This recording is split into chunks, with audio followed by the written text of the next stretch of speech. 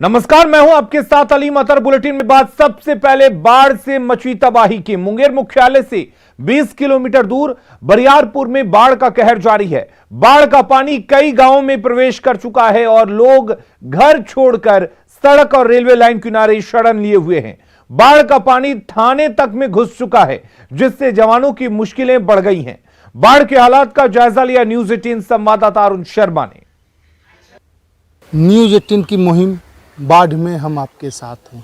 इस वक्त मैं मौजूद हूँ बरियारपुर थाने में। आप देख सकते हैं कि बाढ़ का पानी जो है थाने में बिल्कुल ही फैल गया है। जो यहाँ पे उनके जब्त किए गए जो वाहन थे, वाहन आप देख सकते हैं, सभी वाहन जो है पानी में बिल्कुल डूब गए हुए हैं। वाहन में आने जाने के लिए जो भी स्टाफ है या जो भी यहाँ पे आएंगे आवेदन देने के लिए, उनको इसी पानी में घुस के ऑफिस तक जाना होगा, नहीं तो वो उसके अलावा कोई उपाय नहीं है। हालांकि यहाँ के जो भी स्टाफ थे वो स्टाफ को शिफ्ट किया गया है। यहाँ से कई स्टाफ जो है वो शिफ्ट होकर सामने के फिलिप स्कूल में वो गए हैं। लेकिन आप देख सकते हैं कि उनका जो स्थान था, वो उनका जो आवास था यहाँ पे थाना में जो बना हुआ था उनकी स्थिति मैं आपको दिखाना चाहूँगा। कि आप देख सकते हैं जितने भी बिछावन हैं उनके, जितने भी चौकी है, जितने भी सूटकेस सब थे, सब पानी में बिल्कुल पानी यहाँ पे आ गया। यहाँ पे उनका रहना बिल्कुल ही पॉसिबल नहीं था।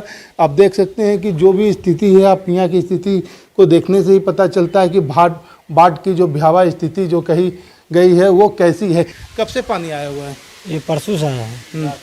रात कितना पानी आया अभी होगा थाना में? अब 2.5 फीट है। तो यहाँ से कहाँ सबको शिफ्ट किया गया, कहाँ चले गए? फिलिप स्कूल में चले गए हैं। यहाँ पे जो आवेदन देने के लिए आते हैं वो कैसे आते हैं? वो आते हैं पानी से आते हैं। पानी आता है। पानी आते हैं ना। आपने देखा कि जो यहाँ बचाव दल के जो लोग हैं, ये थाना में उनकी ड्यूटी है, इस वजह से वो लोग यहाँ पे हैं। तो ये जो भी आवेदन भी देने आते हैं तो थाना में पानी में ही आना होता है उनको। आप ये है बाढ़ की भयावह स्थिति। अरुण शर्मा, न्यूज 18 मुंगेर। मुंगेर में बाढ़ का पानी अस्पतालों में भी घुस चुका है। आपको बता दें, अस्पताल और ब्लॉक में बाढ़ का पानी घुस गया है। बाढ़ की स्थिति का जायजा लिया न्यूज 18 संवाददाता अरुण शर्मा ने। क्या अस्पताल, क्या ब्लॉक ऑफिस, सभी पानी। मैं इस वक्त मौजूद हूँ बरियारपुर अस्पताल तथा ब्लॉक में। न्यूज 18 की टीम ये देखने आई है कि यहाँ पे क्या स्थिति है। इधर जो है बीडीओ ऑफिस है, बीडीओ ऑफिस को भी बंद किया गया है। आप देख सकते हैं पानी यहाँ पे जो लगभग 3 फीट से ज़्यादा पानी है। मैं इस वक्त जहाँ पे हूँ वहाँ पे लगभग 3 फीट से ज़्यादा पानी है। इस वजह से ही यहाँ पे बंद किया गया है। क्या स्थिति है यहाँ? तो कल परसों से पानी पूरा भर गया है सर। और हम लोग बरियारपुर थाना में रहते हैं। हम 2-3 महीना से ड्यूटी करना पड़ेगा बाढ़ पीड़ित में। तो जिला प्रशासन हम लोग को बरियारपुर थाना में ही क्या डूबा हुआ है यहाँ तो पूरा बरियारपुर क्षेत्र ही डूब गया है। थाना क्या, ब्लॉक क्या, अस्पताल क्या, पूरा पानी है। सब अस्पताल और ब्लॉक सब बंद है और सब को दूसरे जगह शिफ्ट कर रहा है आस्ते आस्ते। तो जिले में बाढ़ की ये भयावह स्थिति जो हम हमेशा अपने न्यूज 18 के माध्यम से आपके सामने दिखाते रहेंगे। न्यूज 18 अरुण शर्मा, मुंगेर। और इधर झारखंड में हो रही बारिश से नवादा के रजौली स्थित फुलवरिया डैम का जलस्तर बढ़ गया है। आसपास के गांव में जाने वाली सड़क पूरी तरह से पानी में डूब गई है, जिससे लोगों को आने जाने में परेशानियों का सामना करना पड़ रहा है। तो ये तस्वीरें देखिए, पानी में किस तरह से नवादा और आसपास की सड़कें डूबी हैं। लोग जान जोखिम में डालकर सड़क पार करने को मजबूर हैं। क्या सड़क, क्या खेत, क्या तालाब, सब समुद्र जैसा दिखाई दे रहा है। और वहीं दानापुर में गंगा के जल स्तर बढ़ने से दियारा के लोगों की मुश्किलें काफी ज्यादा बढ़ गई हैं। लोग सुरक्षित स्थानों पर पलायन करने को मजबूर हैं। अपने मवेशियों के साथ दानापुर और दीघा में लोग शरण लिए हुए हैं। ये लोग दाने दाने को मोहताज हैं। देखिए संवाददाता अमरजीत शर्मा की रिपोर्ट। गंगा का प्रलय जारी है और ऐसे में दानापुर दियारा के 6 पंचायत पूरी तरह से जलमग्न हो चुका है। अभी नकटा, दियारा और साथ ही पंचायत के कई एक भाग में जलमग्न है और उस स्थिति में वहां से लोग पलायन कर रहे हैं, अपने मवेशियों को लेकर के ऊंचे स्थान पर पहुंच रहे हैं। हम मौजूद हैं दीघा में और यहां आपको दिखाना चाहेंगे कि काफ़ी संख्या में मवेशी यहां पहुंचा है और ये सारा दियरा से लेकर के यहां पर आए हैं और यहां जो है मवेशी पालक भी मौजूद हैं। कैसा व्यवस्था है? व्यवस्था तो खाने पीने के लिए ठीक है, लेकिन माल को चारा बहुत कम मिल रहा है। क्या चाहते हैं? हमको चारा मिले, माल के दाना मिले, चोकर मिले। तो इन लोग की व्यवस्था सरकार की तरफ से ठीक है, लेकिन जानवरों का जो चारा है वो सही तरीके से नहीं मिल रहा है। चाहते हैं लोग कि अच्छे तरीके से चारा मिले। हम चाहते हैं कि जो भी मेरा गांव से लोग जानवर लेकर ऊंचा स्थान पर आए हैं, उनको तिरपाल की व्यवस्था होनी चाहिए, चारा की व्यवस्था होनी चाहिए, लोग खाना पीना की व्यवस्था होना चाहिए। तिरपाल की व्यवस्था? हाँ, तिरपाल की व्यवस्था नहीं हुई अभी तक। अभी हम घूम रहे थे तभी अभी 10 को आदमी बोला हमसे। हम लोग को यहाँ पे जितना भी बाढ़ पीड़ित के जो भी भाई हैं, हम लोग के भाई बंधु हैं, उन लोग को ठीक से खाना और सरकार को करना चाहिए अच्छा से खाना पीना। जहाँ भी खिला रहे हैं वहाँ पे आदमी को देखने के लिए रखिए कि हाँ आदमी खा तो रहा है, बहुत आदमी खा नहीं रहा है। सबसे बड़ी दुविधा ये है कि इन जानवरों को खाने के लिए चारा पर्याप्त मात्रा में नहीं मिल रहा है। ऐसे में उनको चारा पर्याप्त मात्रा में मिलनी चाहिए, क्योंकि इसी के बदौलत दियरा के लोग अपना जीवन यापन करते हैं। ऐसे में इनका जीवन उस मवेशी से भी जुड़ा होता है। दानापुर से न्यूज़ 18 के लिए अमरजीत शर्मा। खगड़िया के गोगरी में बाढ़ का पानी घरों में घुस गया है। नीचे पानी और ऊपर बारिश के कहर से लोग परेशान हैं। लोगों की परेशानियों का जायजा लिया न्यूज़ 18 संवाददाता दिग्विजय कुमार ने। खगड़िया में गंगा नदी के जलस्तर में लगातार वृद्धि जारी है, जिसके कारण जो 3 प्रखंड है, आपका एक तरह से कहें परबत्ता, गोगरी और खगड़िया, काफ़ी बाढ़ से प्रभावित है। ये अभी जो हम ये आपको स्थिति दिखा रहे हैं, ये खगड़िया के गोगरी प्रखंड के रामपुर जो पंचायत है वहाँ की ये हाल है। ये गांव जो कहलाता है वो केलाबाड़ी गांव कहलाता है। चारों तरफ से ये देख सकते हैं कि बाढ़ के पानी घर में प्रवेश कर गया है। लोगों के साथ परेशानी क्या आ रही है कि जो बारिश हो रही है, बारिश से भी निपटना पड़ रहा है। नीचे भी पानी है और ऊपर भी पानी है। जो लोग छत पर यहाँ रह रहे हैं उनके साथ भी कई तरह की परेशानी हो रही है। यहाँ पर ये जो पूरा केलाबाड़ी गांव के जो लोग हैं वह काफ़ी बाढ़ से प्रभावित है। ये जो देख सकते हैं कि हालांकि जिला प्रशासन के द्वारा नाव का यहाँ पर परिचालन किया जा रहा है, लेकिन जो बाढ़ पीड़ित हैं वो एक तरह से कहें कि जल कैदी बन करके ज़िंदगी गुजार रहे हैं। यहाँ पर ये आप देख सकते हैं कि जो बाढ़ पीड़ित हैं, जो छत पर रह रहे हैं, वह किसी तरह से नीचे यहाँ पर उतरे हैं। उनसे हम ये बात करते हैं कि जो परेशानी जो हो रही है इनको। अच्छा, ये बताइए कि कहाँ पर आप रह रहे हैं? ऊपर छत पे रह रहे हैं। अच्छा, तो क्या परेशानी हो रही है? बारिश भी आता होगा? बारिश भी आ रहा, ऊपर से झपटी उपटी सभी आ रहा। अच्छा, लेकिन कोई राहत अभी तक आप लोग को अभी तक कुछ नहीं राहत मिला है। मुखिया जी बोला है कि मिलेगा। तो जाहिर है रामपुर पंचायत का केलाबाड़ी जो गांव है, ये साफ तौर पे देख सकते हैं कि चारों तरफ से पानी में घिरा हुआ है। कई ऐसे घर हैं जो जिनके घरों में पानी फैला हुआ है और लोग छत पर आसरा लिए हुए हैं। तो ये कह सकते हैं कि पूरा केलाबाड़ी गांव के लोग जल कैदी के रूप में यहाँ पर जिंदगी जी रहे हैं। दिग्विजय कुमार, न्यूज़ 18 खगड़िया। बाढ़ के मोकामा, बेलची और अतमलगोला प्रखंड में पानी आफत बनकर आया है। बाढ़ का पानी लोगों के घरों में प्रवेश कर चुका है। ग्रामीण अपना घर बार छोड़कर सुरक्षित जगहों को पलायन कर रहे हैं। दियरा इलाके में स्थिति और भी बदतर है। बाढ़ के अतमलगोला के रामनगर से हालात की जानकारी दे रहे न्यूज़ 18 संवाददाता अनिरुद्ध। अभी हम खड़े हैं बाढ़ अनुमंडल के अतमलगोला प्रखंड के रामनगर दियारा इलाके में। ये दियारा का एकमात्र सड़क है जो मुख्यालय से जोड़ता है। जो आप देख सकते हैं कि गंगा ने अपना रौद्र रूप दिखाना शुरू कर दिया है। अब आने वाले कुछ घंटे कहें या कुछ दिन कहें, अब ये आवागमन भी बंद हो जाएगा। अंदर से लोग जो है दियारा इलाके के बाहर आ रहे हैं और मुख्य सड़क पर ही अपना आशियाना बना रहे हैं। अभी हमारे साथ कुछ लोग हमसे पूछते हैं कि क्या क्या समस्या हो रही है और प्रशासन क्या मदद कर रहा है। प्रशासन के द्वारा कुछ मदद दिया जा रहा है, लेकिन जितना हम लोग परेशान हैं उतना मदद नाकाफी उनका साबित हो रहा है। हम लोग आवागमन पूर्ण रूप से इनसे प्रभावित है। हम लोग का जितने सारे लोग हैं सभी के घर में पानी भरा हुआ है और हम लोग टोटल सड़क पे मतलब पलायन किए हुए हैं और यहाँ पे शरण स्थली लिए हुए हैं। डीएम आ रहे हैं, एसडीएम आ रहे हैं, पॉलिथीन दे रहे हैं, उससे लाभ मिल रहा है। लाभ तो अभी पर्याप्त नहीं मिल रहा है, कारण कि बहुत कम लोगों को पॉलिथीन मिला है, जितना चाहिए उतना आदमी को नहीं मिला है। सब लोग यहाँ खुले आशियाना बनाया हुआ है, खुले आसमान के नीचे। बारिश से भी उतना ही परेशानी है। गंगा अपना रौद्र रूप दिखा रहे हैं, इससे भी परेशानी। हम लोग तो गांव से प्लान करके नेशनल हाईवे पर आके नाव 5 मिला है। हाँ, 5 ठो नाव मिला है, अभी 5 ठो नाव है, लेकिन इतना बड़ा गांव के लिए वो भी कम ही है, कारण कि हम लोग तो एकमात्र साधन है रोड, इसी से आते जाते हैं। अभी हेल के तैर के जैसे होता है वैसे हम लोग माने प्लान कर रहे हैं। यानी कि रामनगर दियारा का हालत जो है बद से बदतर साबित हो रहा है। न्यूज़ 18 आपके लिए हमेशा कहता है, जो स्क्रीन पर हमारा टोल फ्री नंबर चल रहा है, ये जो हेल्पलाइन नंबर चल रहा है, आप उस हेल्पलाइन नंबर पर फ़ोन करें।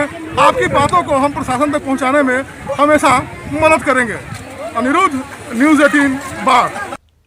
बक्सर में भी गंगा का जल स्तर लगातार तेजी से बढ़ रहा है। बक्सर कोचस स्टेट हाईवे और बक्सर मोहनिया स्टेट हाईवे पर 2 फीट पानी बह रहा है। वहीं दियारा में लगी खरीफ की फसलें डूब गई हैं। जिले के 5 ब्लॉक बाढ़ से प्रभावित हैं। स्वास्थ्य मंत्री और बक्सर जिले के प्रभारी मंत्री मंगल पांडे ने जिले में बाढ़ की स्थिति की समीक्षा की, साथ ही अधिकारियों को जरूरी निर्देश दिए।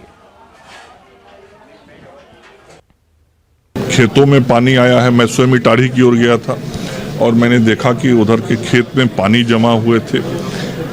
कुछ ग्रामीण क्षेत्रों के घरों में भी पानी घुसने की जानकारी मिली। तो सभी संबंधित अधिकारी इस बैठक में मौजूद थे। उनको हमने निर्देशित किया है कि जो लोग गांव के अंदर हैं और यदि घर के अंदर पानी घुसा है तो उनको जो भी आवश्यकता है वो उपलब्ध कराया जाए। विभिन्न जगहों पे तिरपाल भेज दिए गए हैं। उसके अतिरिक्त जो नाव हैं, नावों की संख्या को भी विभिन्न पंचायतों में बढ़ाया जा रहा है। इसके अतिरिक्त जो पशु चारा है, पशु चारे की भी व्यवस्था कर दी गई है। छपरा में गंगा के जलस्तर में लगातार वृद्धि के कारण स्थिति भयावह होती जा रही है। तस्वीरों में आप देख सकते हैं कि किस तरह से छपरा आरा पुल के पास गंगा उफान पर है। दियारा के अधिकांश गांव जलमग्न हो चुके हैं। मुख्यमंत्री के दौरे के बाद इन गांव में राहत कार्य को तेज कर दिया गया है।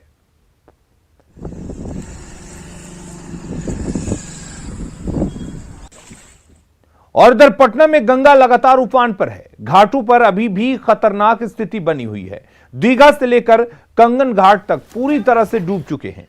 प्रशासन ने लोगों को गंगा घाट पर आने की अपील की है। पटना कॉलेज घाट भी पूरी तरह से गंगा में डूब गया है, लेकिन वहां कई युवक गंगा के पानी में स्नान करते और स्टंट करते दिखे। न्यूज़ 18 के लोगों से अपील है कि हालात को समझें और गंगा घाट की तरफ रुख ना करें।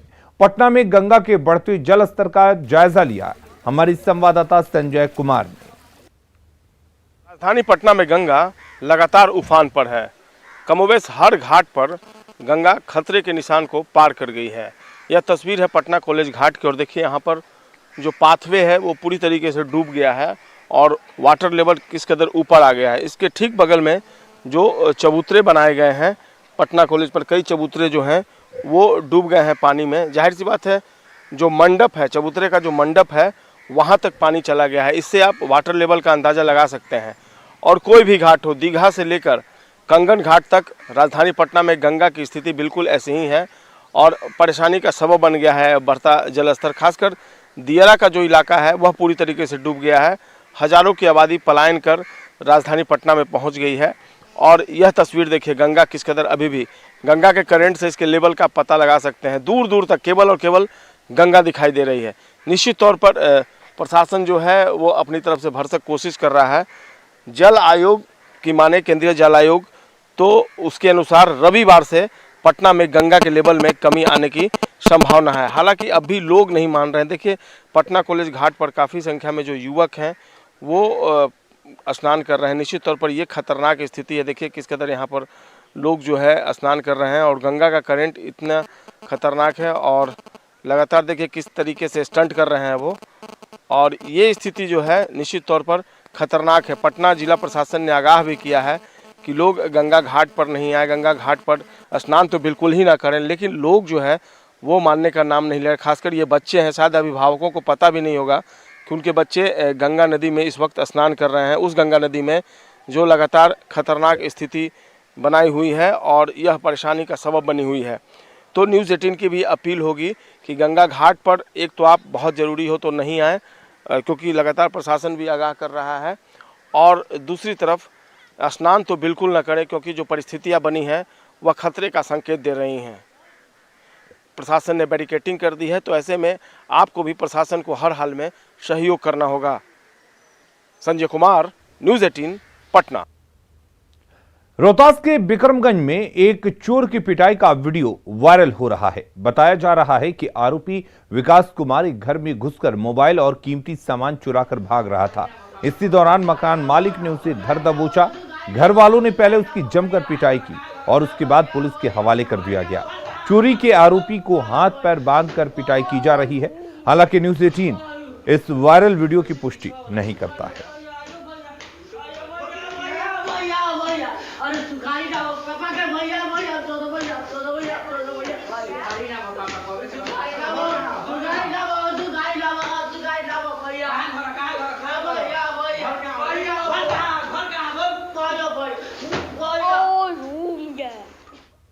और तो धनबाद में बाइक शोरूम में जमकर बवाल हुआ। बाइक सर्विसिंग कराने आए 4 युवकों ने शोरूम में तोड़फोड़ की, साथ ही कर्मचारियों के साथ मारपीट भी की गई।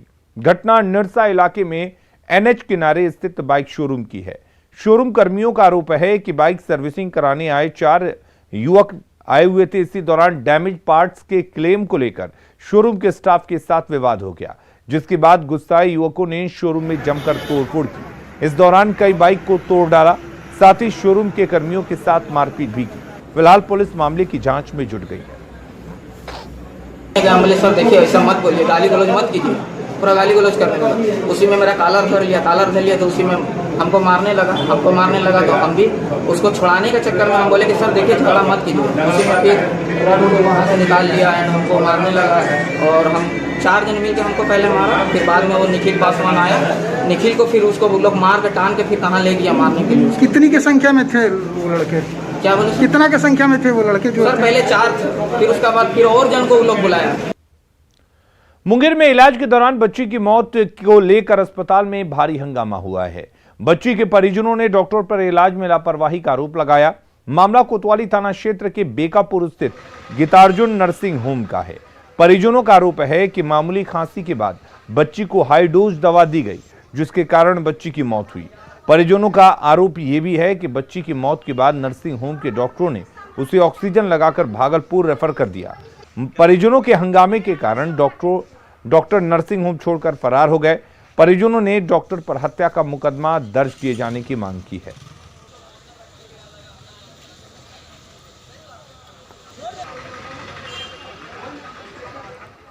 इक्कीस दिन बाद गया के छात्र अमन नागसेन का शव चीन से भारत लाया गया। जैसे ही उसका शव गया पहुंचा, लोगों का हुजूम उमड़ पड़ा। आज परैया प्रखंड के कस्तुआ में उसका अंतिम संस्कार किया जाएगा। पुलिस लाइन स्थित अंबेडकर नगर में घर पर शव के पहुंचने के बाद बड़ी संख्या में लोग जुट गए। 2 साल पहले अमन नागसेन तांजीन यूनिवर्सिटी में इंटरनेशनल बिजनेस स्टडीज की पढ़ाई करने चीन गया था, जहां उसकी हत्या कर दी गई थी। 21 दिन बाद जब अमन का शव आज उसके घर पहुंचा तो परिजनों में कोहराम मच गया।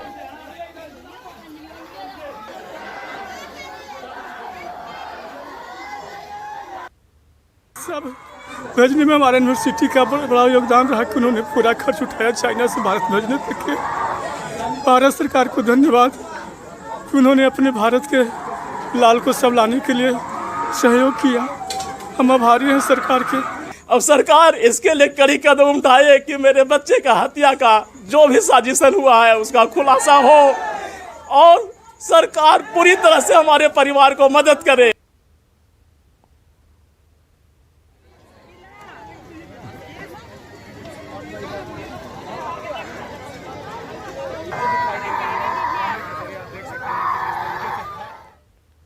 साहिबगंज में खनन माफिया के खिलाफ प्रशासन की टीम ने छापेमारी की। बरहड़वा और रंगा थाना क्षेत्र में की गई छापेमारी से ट्रक मालिकों और ड्राइवरों में हड़कंप मचा रहा।